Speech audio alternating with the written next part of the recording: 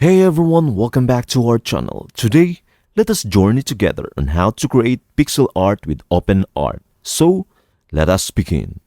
To start, open your web browser and visit openart.ai. If you already have an account, simply log in to access your personalized dashboard. Now, click on Create from Scratch. On the left side of the screen, you will discover a prompt field where your pixel art ideas take shape. For example, imagine crafting a cabin in the woods, isometric pixel art 64 by 64, digital art C in the background, whale in the foreground. Feel free to add a twist using a negative prompt. Once your prompt is ready, just click Create. Now, behold the magic of OpenArt in action.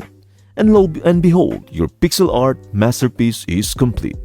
Click on that image to explore its intricate details. It's that easy.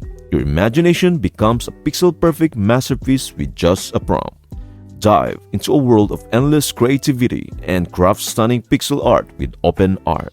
I hope this video helps you out. Thank you for watching and see you in the next video.